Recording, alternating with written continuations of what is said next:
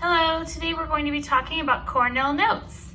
We're just going to start with a blank piece of paper, and you're welcome to do this along with me or review it with rewinding the video or just pausing it as you need to go.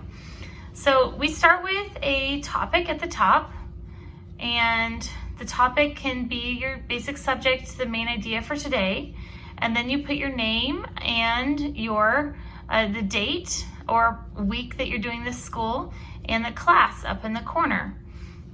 After you get done with that, we're going to do a line about 1/3 the way down the page. So you have about a small section here and a larger section here. It can be a little bit adjusted, but that's basically the big idea. And then down at the bottom, you're going to do a summary down here, and so leave yourself some space for that. Then right on the left side, you're going to do something. The right side you'll do something, and on the bottom you'll do something. If you're left-handed, you can move this line to the other side, but we want to start with this big area here.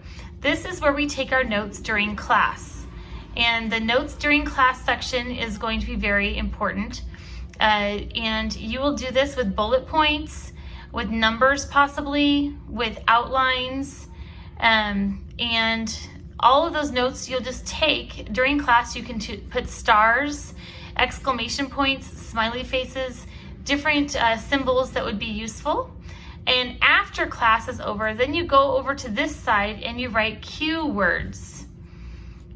These cues can be in the form of questions, or they can be in the form of just one word. So this would be a place where you go back and you use it to study later. And then at the bottom, you write a summary. This you also write after class. The summary is going to be one sentence, maybe two, and it's going to be just enough information to kind of give the big idea. You'll use this to reference later in the day. So let me go ahead and flip back a page so you can see an example. Here we have the name, date, and class at the top, the topic.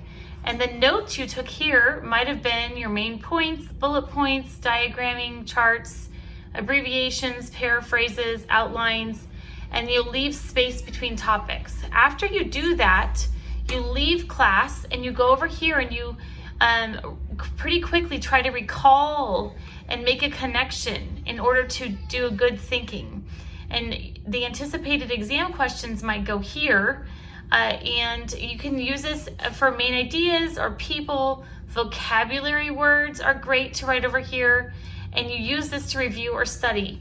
You would cover up your notes, and you would be able to use this left section of brief items to give yourself a reminder and then try to recall what's over here to draw that connection. And then quite a little bit after class, you go down here and write the summary. You make brief sentences and you highlight the main points so that you can quickly go through your notes later and find these as a reference. Then you can cover up the top, use the summary to recall the top ideas as well. You can cover up each section and review by thinking through it and thinking about your thinking. So good luck.